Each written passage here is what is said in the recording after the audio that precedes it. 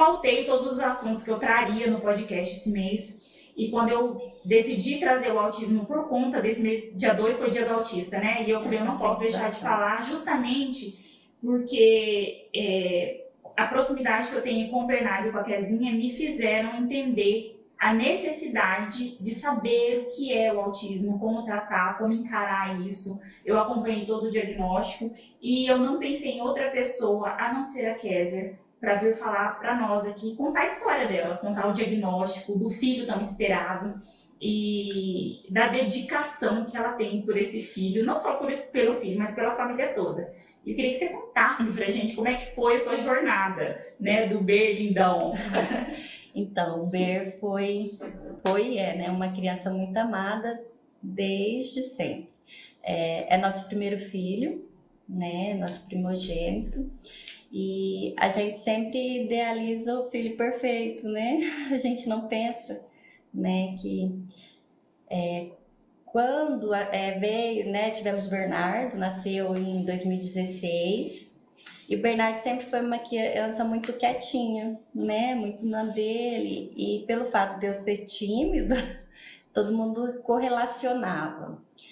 Até que uma amiga da família nos alertou, né? Eu lembro certinho que ela mandou um vídeo do Dr. Drauzio Varela através do WhatsApp e que falava sobre essa troca de olhar do autista, o de não responder pelo nome quando chamado. E aí ela questionou, né? Você não acha que o Bernardo tem alguma dessas características? Foi um momento difícil, mas eu sou agradecida por ela ter me alertado, né? Então, a partir de um ano e 6 meses, que foi quando isso ocorreu, nós começamos a busca pelo diagnóstico, né? Então, assim, não é fácil, né? Porque às vezes nem a gente mesmo quer ouvir aquele diagnóstico, né? Então, assim, tem aquele momento de negação, de surto, enfim. E o primeiro passo nós marcamos, né, o Bernardo era acompanhado por uma pediatra em Campo Novo, e quando eu questionei isso para ela, né, que nós tínhamos sido questionado, ela me relatou que não tinha nada a ver, que o Bernardo estava bem e era aquilo. Porém, o Bernardo já tinha, né, o Bernardo não andava, a gente já estava preocupado com essa questão motora, né, cogitado fisioterapia na época. O Bernardo não falava, então realmente ele estava fora do padrão, né? Da curva de desenvolvimento que se espera, que né? se espera, exatamente. Até queria, olhando ouvindo, pesquisando para esse podcast hoje, eu vi uma mãe falando que, gente, olha a carteira de vacinação, tem a curva de desenvolvimento, se tem alguma coisa errada nessa curva, é um sinal de alerta, né? E aí a gente começou, né? Nesse período, quando você recebe um alerta, é importante, né? Seja de um amigo, de um familiar.